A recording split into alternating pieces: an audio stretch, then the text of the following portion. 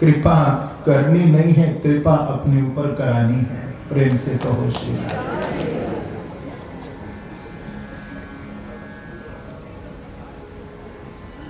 यदि कहीं से निमंत्रण आपको ना भी मिले कथा का,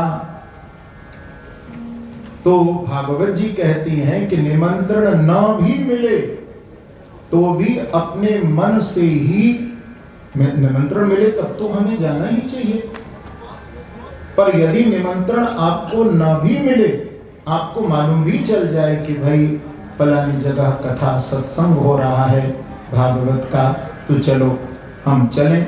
अरे निमंत्रण नहीं मिला तो कोई बात नहीं, क्या जरूरत है निमंत्रण की। यदि निमंत्रण मिले तो अच्छी बात, ना मिले तो मन से ही इस बात को स्वीकार कर लेना कि फलानी जगह कथा हो रही है और मुझे वहां मेरे बांके बिहारी और श्री राधा रानी बुला रही है।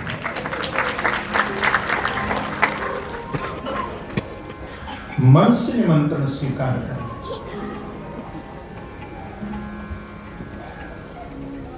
तो आंखें बंद करके इस बात पर विचार किया जा रहा है।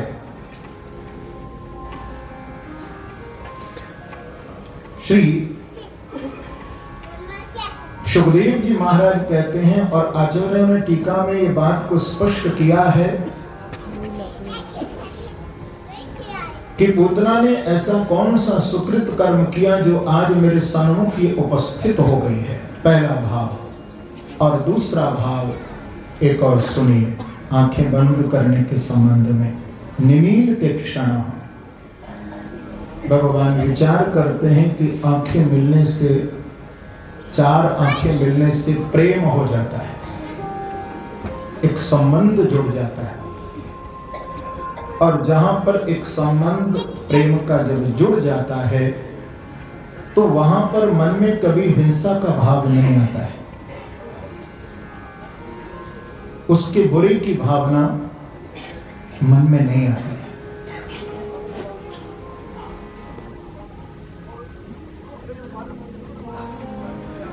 जहां प्रेम होगा वहां हिंसा नहीं हो सकती, वहां निंदा नहीं हो सकती। जहां प्रेम होगा वहां पर श्रीमद् भागवत में आचार्य ने टीका में बड़ा गहन चिंतन किया है। आंखें बंद करने का मतलब यही बता रहे हैं। प्रभु कहते हैं कि पूतना अपने स्तन से विष लगाकर के आई है और ये मुझे मारना चाहती है कि अहो वकीयं स्तनकालकूटं जिघांसया पायदप्यसाध्वी लेभे गतिं धातृचतां ततुन्यं कम्बा दयालुं शरणं ब्रजेना। ये अघासुर की बहन है पूतना, और अपने स्तन से जहर लगा करके आई है मुझे मारने के लिए। प्रभु ने स्तन पान किया, हाँ? लेकिन आंखें बंद करके बिहारी जी ये बता रहे हैं क्योंकि इसके अंदर मेरे प्रति हिंसा का भाव है। तो हिंसा का भाव है तो फिर उद्धार तो करना पड़ेगा ना। अब ठाकुर जी को इसमें क्या करते हैं?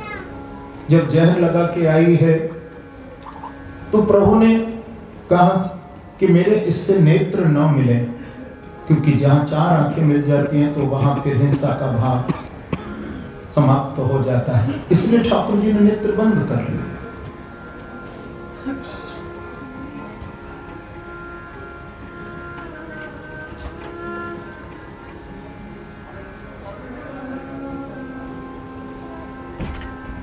तीसरा भाव, इसलिए भगवान नेत्र बंद किए हुए हैं, विचार कर रहे हैं इसके पूर्व जन्म के बारे में कि कौन है। तो मेरे बिहारी जी को याद आई, अरे ये तो राजा बलि की बेटी है, रत्नमाला है। मैं जब बामन बनकर के राजा बलि के द्वार पर 3 पग पृथ्वी मांगने के लिए गया था, तो रत्नमाला ने मुझे देखा और इसके अंदर राजा बलि की बेटी के मन में भाव आया कि जैसे बामन है ऐसा बेटा यदि मेरे होता तो मैं अपनी गोद में बिठा करके उसको दूध पिलाती।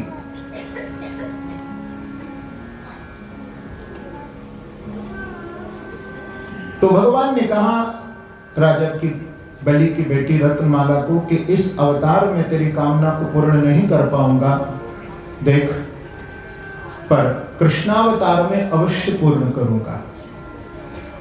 तो यही राजा बलि की बेटी ही आकर के बनी है, रत्नमाला ही पूतना बनी है। लेकिन यहाँ पर एक मन में आपके प्रश्न अवश्य हो सकता है कि भाई जब ठाकुर जी के प्रति इसके मन में पुत्र भाव आया था, वात्सल्य भाव आया था, तो फिर ये हिंसा का भाव लेके क्यों आई? हाँ, बात ऐसी हो गई कि जब राजा बलि को ठाकुर जी ने छल लिया था, 3 पग पृथ्वी मांगी थी, सर्वस्व हरण कर लिया था, तो इसके मन में ये भाव आया कि मैं भी, इन्होंने मेरे पिता को छला है तो मैं इससे बदला लूंगी। अब ये बात बहुत समझने की है।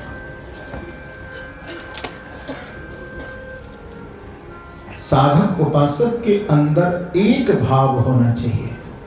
ठाकुर जी के चरणों में एक बार जो भाव दृढ़ हो जाए, फिर उस भाव को बदलना नहीं चाहिए। इस संबंध में कभी कभी मैं, क्योंकि वृंदावन में आप लोग हैं, बिहार जी के चरणों में बैठ करके भागवत सुन रहे हो, तो मैं कभी कभी घटना सुनाया करता हूँ कि हमारे यहाँ यमुना के पार